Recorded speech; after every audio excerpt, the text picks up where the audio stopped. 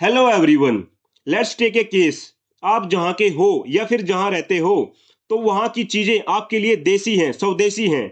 मतलब वो आपकी अपनी या आपसे जुड़ी हुई हैं। इसके लिए इंग्लिश में एक वर्ड है नेटिव, NATIVE।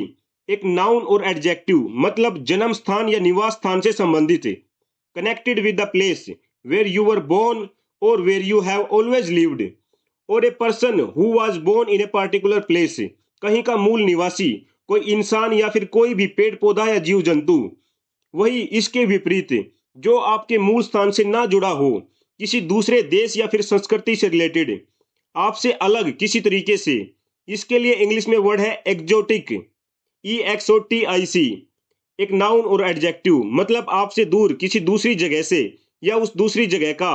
विदेशी, non native, foreign, imported, alien, distant और रिमोट। वो कोई इंसान, पेड़ पौधा या फिर जीव जंतु भी हो सकता है। अब यहाँ पर एक कंसेप्ट का इंट्रोडक्शन होता है। जैसे मैं नेटिव हूँ दिल्ली से, I am a native of Delhi. तो दिल्ली की या दिल्ली के आसपास की सब चीजें मेरी नेटिव हैं। यहाँ की ड्रेसिंग स्टाइल, यहाँ का कल्चर, यहाँ की बोली, यहाँ की लैंग्वेज, एवरीथिंग। जब भी आपसे कोई पूछे आपकी नेटिव लैंग्वेज क्या है, तो उसको बताओ जो आपके यहाँ बोली जाती है। जैसे हरियाणा वालों के लिए उनकी नेटिव हरियाणवी है, इलाहाबाद की हिंदी है, पंजाब की पंजाबी है। तो हर जगह की उस जगह के हिसाब से नेटिव।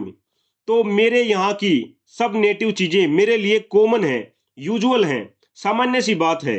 अब जब कोई बाहर की चीज, एक्जोटिक थिंग्स आप देखते हैं, उनसे इंटरेक्ट करते हैं, तो वो हमारे लिए यूजुअल नहीं है, अलग है, अनयूजुअल है। और वही दूसरी जगह से होना उसे विचित्र बनाता है, स्ट्रेंज, अनयूजुअल और आउट ऑफ ऑर्डिनरी। इसी वजह से ये हमें इंटरेस्टिंग, अट्रैक्टिव, स्ट्राइकिंग और आई कैचिंग लगता है। जैसे हमें यूरोपियन कल्चर अच्छा लगता है, अट्रैक्टिव लगता है, क्योंकि वो एक्जोटिक है, बाहर का है, हमारे लिए असाधारण है, तो हम उस तरफ खींचते चले जाते हैं। तो यहाँ एक्जोटिक का मीनिंग बनता है अन्य देश या संस्कृति का होने के कारण असामान्य या आकर्षक। किसी आकर्षक, स्टाइलिश, कलरफुल को हम एक्जोटिक बोल देते हैं। I have always said language is malleable, you can shape it whatever way you want. Now few examples and uses of native and exotic. What is your native language, country and city? आप अपने बारे में बताओ, आपकी भाषा, आपका देश, आपका शहर। English is not my native language, it's non native or exotic for us all Indians. Also this is the reason we find it unusual, striking or attractive to speak English. There are some exotic words in English language. English में बहुत सारे words ऐसे हैं जो अलग अलग reason से, अलग अलग कल्चर से जुड़े हैं। जैसे अल्मा मातेर, एक लैटिन वर्ड लेकिन यूज इंग्लिश में होता है।